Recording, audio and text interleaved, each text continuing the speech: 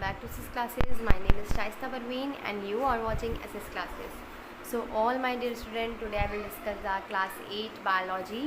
The name of chapter is circulatory system. In this video we'll learn about heart septum and also discuss about valve inside the heart and some more topic. So before I starting the video, I am telling you, if you are new to my channel, do subscribe my channel and also press the bell icon, so आपको कभी भी miss नहीं होगी मेरी आने वाली upcoming video से, अगर आपने बेल आइकॉन की घंटी को प्रेस कर दिया होगा। तो चलिए स्टार्ट करते हैं अपने आज के वीडियो को without wasting any time. Okay, तो हम लोग को पढ़ना था भाई हार्ट सेप्टम से। कहाँ से पढ़ना था हम लोग को? हार्ट सेप्टम से। हम लोगों ने इससे प्रीवियस की वीडियो में बहुत सारे टॉपिक को डिस्कस कर लिया था। हार्ट सेप्टम क्या होता है भाई? आप लोग जानते हैं हार्ट होता है हमारा, है ना, हमारा हार्ट होता है। देखो यहाँ पर मैंने इसका डायग्राम बनाया है, ये हमारा हार्ट है ना। सबको पता है कि हार्ट में कितने चैम्बर होते हैं? 4 चैम्बर है हमारे, जहाँ पे 2 चैम्बर जो हैं क्या है, राइट ऑरिकल, लेफ्ट ऑरिकल्स, और नीचे वाले साइड में हमारा क्या है, पोस्टीरियर में राइट वेंट्रिकल, लेफ्ट वेंट्रिकल। अब जो राइट ऑरिकल राइट वेंट्रिकल है और लेफ्ट ऑरिकल लेफ्ट वेंट्रिकल है, इन दोनों के बीच जो हमारा हार्ट होता है, हमारा हार्ट जो है लेफ्ट एंड राइट साइड है, ये हम बोल सकते हैं इसको कि हमारा जो है राइट साइड है और ये हमारा लेफ्ट साइड है ना। ये हमारा राइट साइड हैंड है, हार्ट है, और ये लेफ्ट साइड। तो राइट और लेफ्ट के बीच जो दीवार होती है ना, उसको हम लोग बोलते हैं हार्ट सेप्टम। ठीक है, जो हमारे हार्ट के बीच की दीवार होती है, जो राइट और लेफ्ट ऑरिकल्स को बीच में डिवाइड करके रखती है, बीच में क्या करके रखती है, डिवाइड करके रखती है, ताकि वहाँ से डीऑक्सीजनेटेड ब्लड फ्लो ना हो पाए। इसी वजह से उसको बोलते हैं, क्या बोलते हैं उसको हम लोग? हार्ट सेप्टम बोलते हैं। देखो, the dividing wall between the right and left sides of heart, यानी कि ये वो वॉल है जो हमारे लेफ़्ट साइड के हार्ट को एंड राइट साइड के हार्ट को क्या करती है, बीच में से डिवाइड करती है। ये जो पोर्शन होता है सेप्टम का, that separate and right and left arteria, जो सेपरेट होता है लेफ्ट एंड राइट आर्टरिया में, उसको टर्म बोलते हैं इंटर आर्टरियल सेप्टम। इसको हम लोग क्या बोलते हैं? इंटर आर्टरियल सेप्टम बोलते हैं। तो यहाँ पर हमारा किसके किसके बीच है? राइट आर्टरियल और लेफ्ट ऑरिकल के बीच में है, तो ये हमारा इंटर आर्टरियल सेप्टम है ना। अब भाई क्या होता है कि जब जो है हमारा पोर्शन सेप्टम का लाई करेगा between the right and left ventricle, right and left ventricle, सुन रहे हैं आप लोग? राइट एंड लेफ्ट वेंट्रिकल के बीच जो लाई करता है उसको बोलते हैं इंटर वेंट्रिकुलर सेप्टम। उसको क्या बोलते हैं? Interventricular septum. जो हमारा right auricle and left auricle के बीच लाई करता है उसको हम लोग बोलेंगे इंटर ऑरिकुलर सेप्टम। एंड जो हमारा राइट वेंट्रिकल और लेफ्ट वेंट्रिकल के बीच काम करता है, सेपरेट होता है, उसको बोलते हैं इंटर वेंट्रिकुलर सेप्टम। ये आप लोग को बात रखनी, याद रखनी है इतना बात। देखो यहाँ पर एक चार्ट बना हुआ है, इसको देख लो। क्या है भाई? ये हमारा राइट ऑरिकल है ना। Right auricles, body parts, left ventricle, ये सब पूरा डिसाइडेड किया गया हुआ है। यहाँ पर क्या किया जा रहा है कि ऑक्सीजनेटेड ब्लड हमारा जो है यहाँ से जा रहा है ना, यहाँ से जा रहा है हमारा लेफ्ट वेंट्रिकल में जा रहा है, फिर ओरोटिक आर्टरी में जा रहा है, फिर बॉडी के डिफरेंट पार्ट्स में जा रहा है ना। उसके बाद वेना कावा से होते हुए वो जाएगा, फिर राइट ऑरिकल में आएगा। अब राइट ऑरिकल से वो क्या होगा? डीऑक्सीजनेटेड ब्लड हमारा राइट वेंट्रिकल में जाएगा, पल्मोनरी आर्च में जाएगा, लंग्स में जाएगा, लंग्स में फिर से प्योर होकर के कहाँ आ जाएगा? फिर हमारा left auricle and left ventricle में आ जाएगा। तो भाई हम लोगों ने ये तो पहले ही पढ़ लिया था कि हमारा हार्ट जो है वो किस तरीके से जो है लंग्स में, जो हमारा डीऑक्सीजनेटेड ब्लड होता है वो हमारा लंग्स में जाता है। लंग्स में जाने के बाद फिर से वो प्योर ब्लड होकर के आता है और फिर से लेफ्ट ऑरिकल, फिर लेफ्ट वेंट्रिकल, फिर उससे बॉडी के हर पार्ट तक पहुंचता है। और उसके बाद फिर उस हमारी बॉडी में जो काम हो जाता है ऑक्सीजन का, फिर बॉडी जो है डीऑक्सीजनेटेड ब्लड को लेकर आती है वापस। ठीक है, बॉडी नहीं, मेनली हमारा जो राइट ऑरिकल होता है वो बॉडी के अंदर लेके आता है डीऑक्सीजनेटेड ब्लड को, और फिर वो लंग्स में जाकर प्योर होता है। ये साइकिल जो है वो आपकी चलती रहती है ना। ये हम लोगों ने पढ़ लिया था।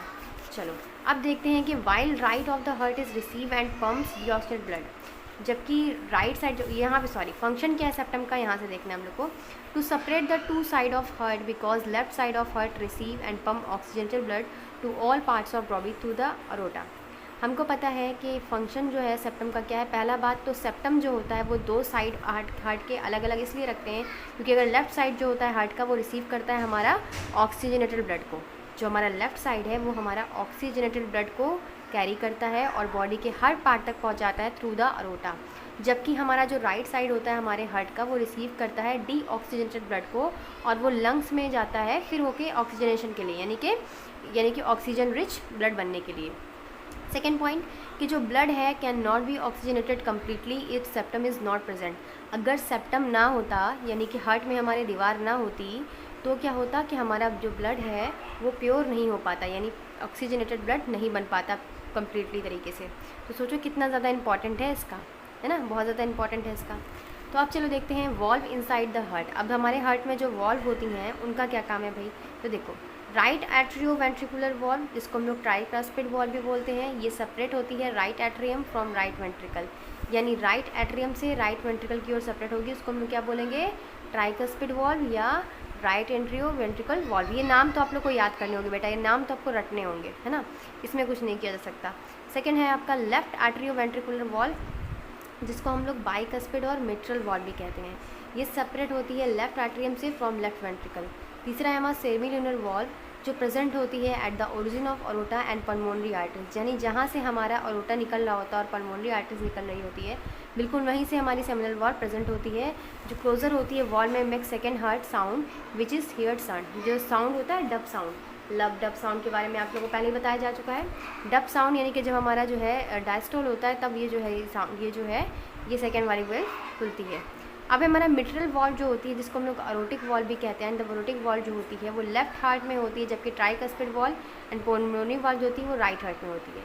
ये वॉल्व जो होती हैं एनकोज्ड होती हैं वॉल्व में, जिसमें हम लोग वेंट्रिकल्स बोलते हैं, जिसको हम लोग बोल सकते हैं tendineae, which prevent the valve in from inverting, यानी यहाँ पे भी सिर्फ वही काम हो रहा है कि जब हमारा ब्लड जा रहा है तो जो ऑक्सीजनेटेड ब्लड है उसका फ्लो कहीं और बैकवर्ड डायरेक्शन में ना हो पाए, इसी वजह से ये वॉल्व खुलती और बंद होती रहती है लगातार, है ना।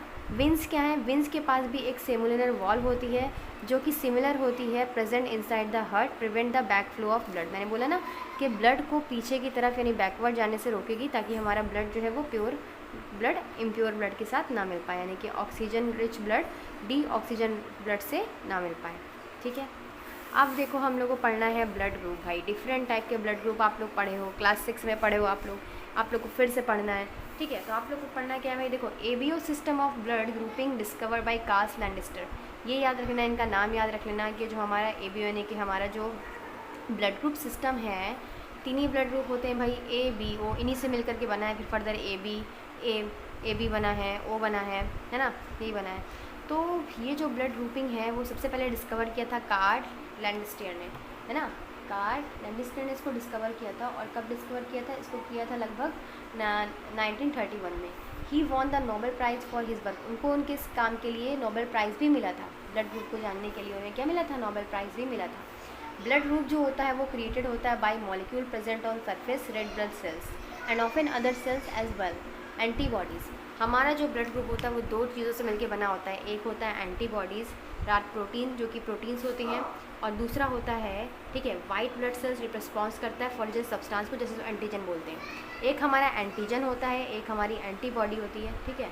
एंटीबॉडी एंटीजन का बहुत बड़ा रोल है भाई हमारे जो है ब्लड ग्रुप में।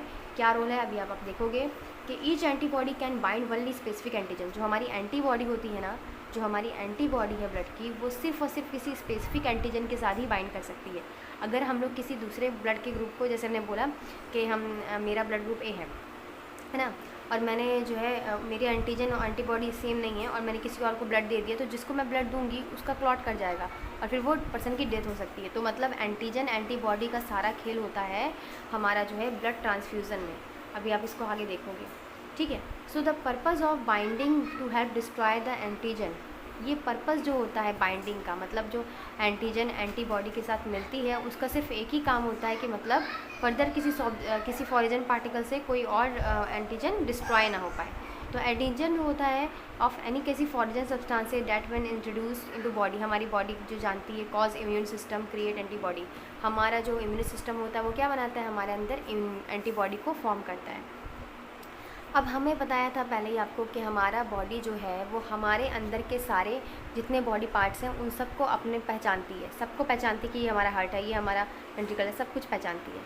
अब बाहर से कोई फॉरेन पार्टिकल्स आया तो वो उसके अगेंस्ट क्या करने लगती है, फाइट करने लगती है। यही काम होता है हमारा ब्लड ग्रुप में भी, सेम एज एंटीजन एंटीबॉडी। भाई हमारा जो ब्लड ग्रुप है वो हमारे एंटीजन को एंटीबॉडी को पहचानता है। तो अगर हमारा एंटीजन एंटीबॉडी के साथ, यानी हमारा कोई एंटीबॉडी है जो एंटीजन के साथ बाइंड नहीं कर रही है, तो हमारा ब्लड क्लॉट कर जाएगा, देन फर्दर डेथ हो जाएगी पर्सन की। Understand?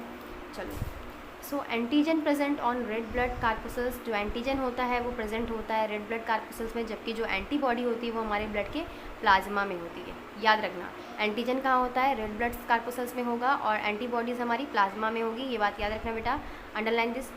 These are 2 types of antigen and 2 types of antibodies. 2 type के एंटीजन होते हैं, 2 टाइप की एंटीबॉडीज़ होती हैं। Antigen are antigen A and antigen B, जबकि एंटीबॉडी हमारी ए और बी, मतलब 2 टाइप के दोनों होते हैं, antigen A and B, antibody A and B.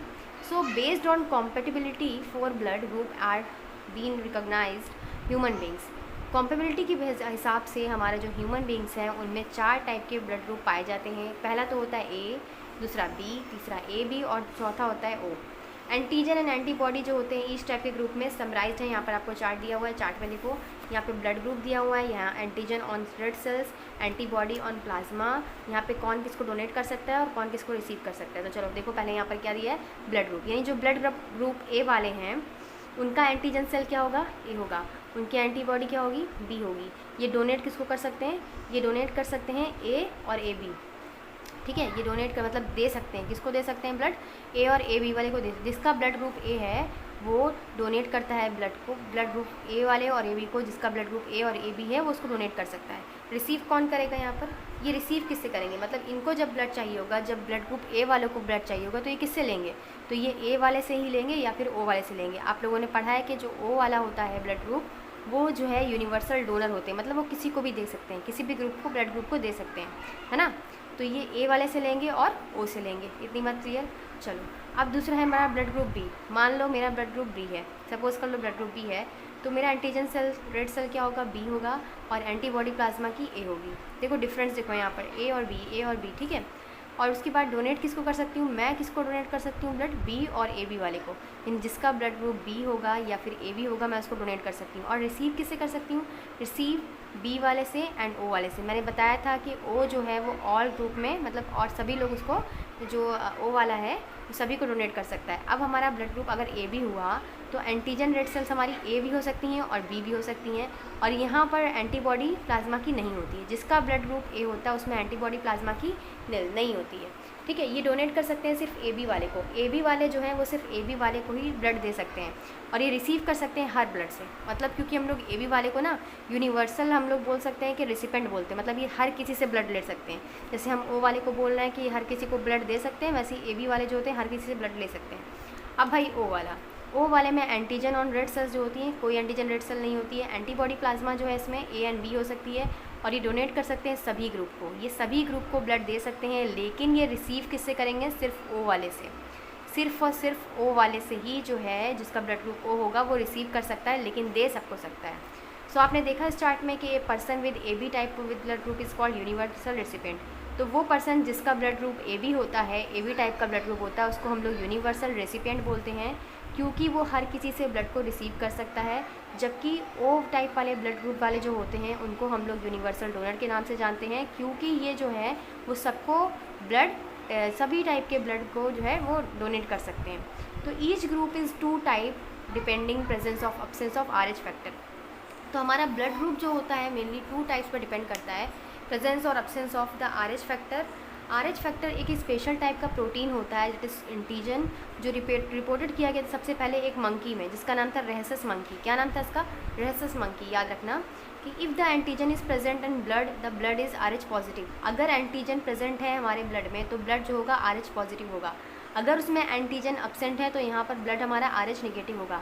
देखो यहाँ पर हमारा एंटीजन प्रेजेंट है तो क्या आर एच पॉजिटिव होगा। तो कहाँ पर एंटीजन प्रेजेंट है हमारा, इन सब में एंटीजन प्रेजेंट था, जबकि हमारा ओ वाले में एंटीजन प्रेजेंट नहीं था, यानी कि ये हमारा क्या होगा, आर एच निगेटिव।